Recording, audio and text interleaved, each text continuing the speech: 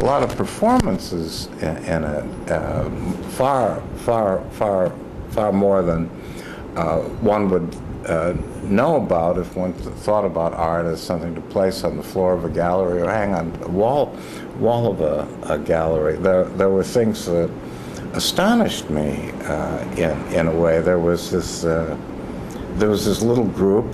They call themselves Praxis. They had a storefront, and they're open a couple of days a week, maybe just on weekends, I forget, but a man and a woman, and you go in and they perform certain services. They'll kiss you, they'll give you $1. I forgot, very small little benefices, but they will do that. And people come and say, well, that's really nice. Well, and they'll say, well, what can we do for you today? Or they'll put on a Band-Aid if you feel like you want a Band-Aid and so forth. So that was an extraordinary kind of thing. I wrote about it at the time in my review, and I wrote about it in my book, The Abuse of Beauty, that you wouldn't necessarily know that you were in the presence of art when you walk into the storefront that Praxis operates. So there's this guy, William Poe Bell, black guy, who was doing this performance. He was crawling. I think he had a skateboard that he would pull along, but he was wearing his Superman thing. He gets out the ferry and he starts crawling up Broadway from one end of Broadway to the other. I don't know how far he's gotten. I think he takes time off, but he comes back and he starts again. It was an extraordinary performance. Whatever it is that he was trying to do is something that, until they invented performance art, you wouldn't have been able to express in works of art. So that there's been a tremendous amount of what I think of as ingenuity on the part of artists, of finding ways of embodying meanings that then you try to grasp if you're a critic, and that's the first thing you can do as a critic, is to try and explain to your public what is happening here. But it's not just happening in art. It's something that, if it's happening in art, it's happening in society. That these are meanings the artist wants you to grasp and to understand and to deal with in some sense. So I think that makes right at the moment art very, in one way, very different from what it's ever been, and yet in another way, not that different. I mean, if you look at Aztec art, it's a system of texts. I mean, they embody all these things that give meaning to their lives. It's a highly ritualistic art, and everything points in certain directions, levels certain imperatives, tells you how to live, how to think, and so forth. It's part of a form of life. From that perspective, the forms of life have changed radically, but the function of art hasn't changed. But you have to find ways of doing it, because you don't have here, as you did in, let's say, Aztec culture, Mayan culture, and so forth. You don't have the institutions that you're integrated with in that kind of way. A different set of institutions, obviously, and so you've got those kinds of questions. This week, tomorrow, I'm going up to Rizdi, so Alexei Rachman, if you know him, he's got this work called Manifest Destiny. It's a work he did, a big painting, huge painting, shows the Brooklyn Bridge all submerged, and it's some kind of message about global warming, and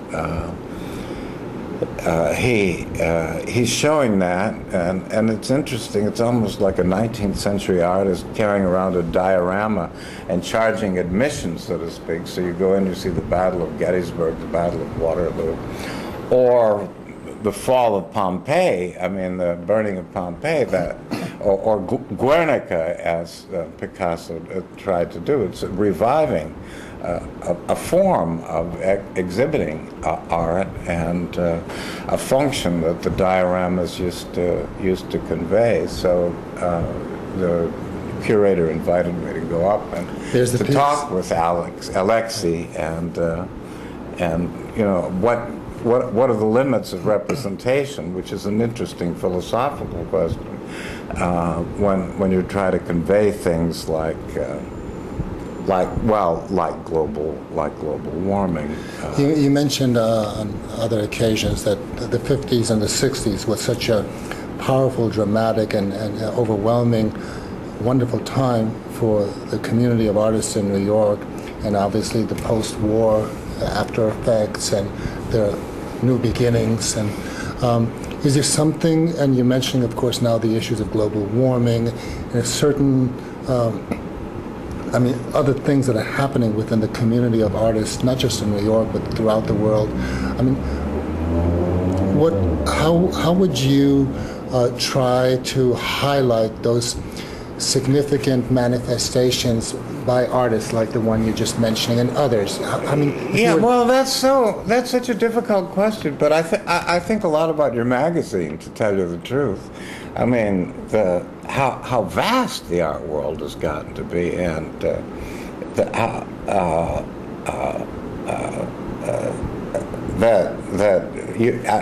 it's a figure you cited, that every month there are 200 of these international art events, and I find that just astonishing.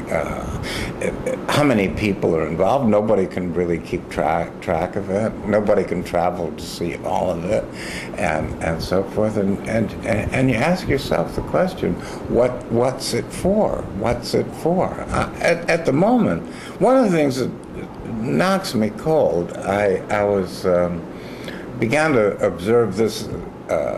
A couple of years ago, I was I was invited out to give a talk in Logan, Utah, which is way up near the Idaho border. So it's fairly remote kind of place. It's Utah State. And they said to me, you know, we invite people out 2 or 3 times a year from New York, give the students some chance to hear what's happening in New York, and you can answer some questions and so forth. So then I said, how many people are studying art here? How many majors do you have?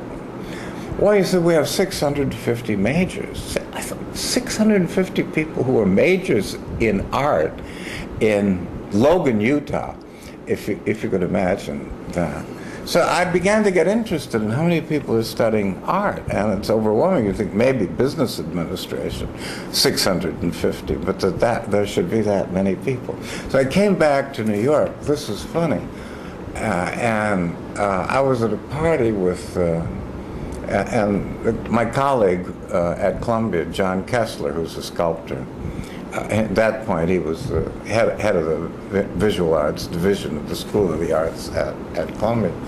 So, you know, you schmooze, and I said, so what's new? He said, well, I just finished reading all the applications of people who want to apply to Columbia to do an MFA at Columbia, and he said it was really pretty exhausting. So, well, I said, how many people applied? He said 650 people applied for 22 places. So I figure that they're not jerks. They're going to be applying to RISD and they're applying to Yale, but that each school now it's up to about 750 people. And so there's the fact that there are this many people who are interested in becoming artists. And at Columbia, you pay a fortune. intuition. There's there's no scholarship help, and it costs pretty much what it costs to go to law school or medical school or business school, and so forth. What is it? $35,000-$40,000 a year. But so you come out with an enormous debt.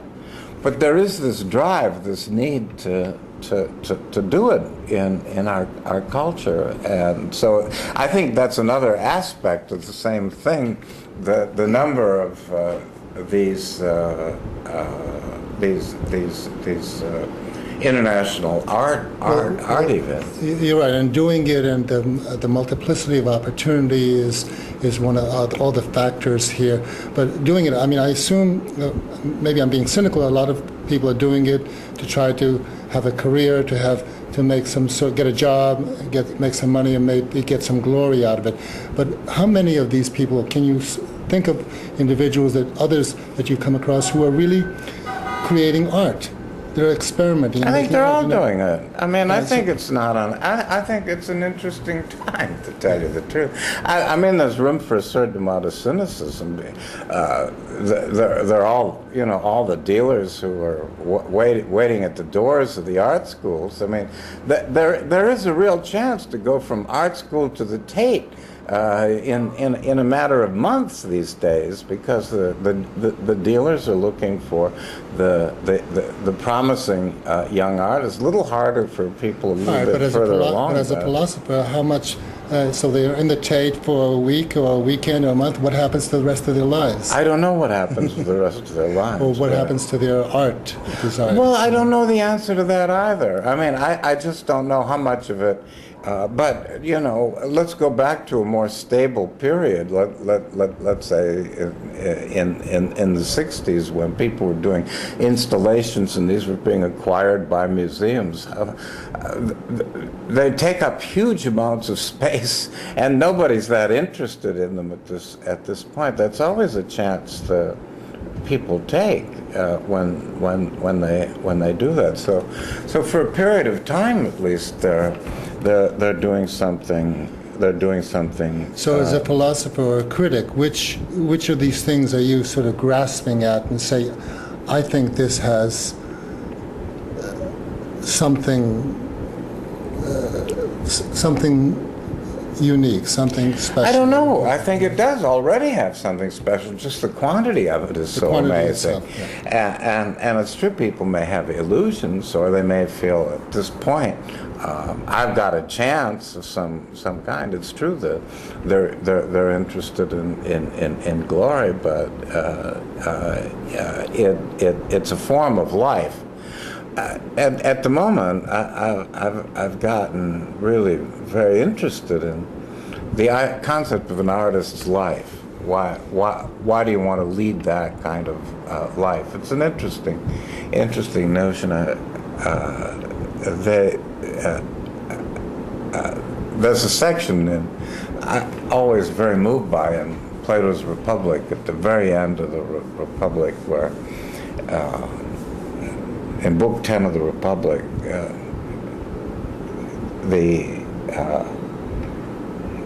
Socrates ends his discourse, which is about justice.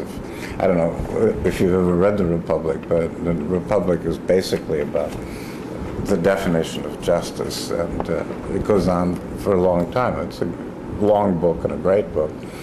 But at the end of the book, Socrates suddenly tells a story. It's a very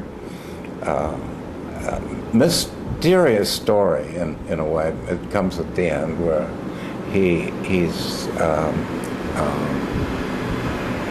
tells about this warrior who falls in battle, and his name is and it's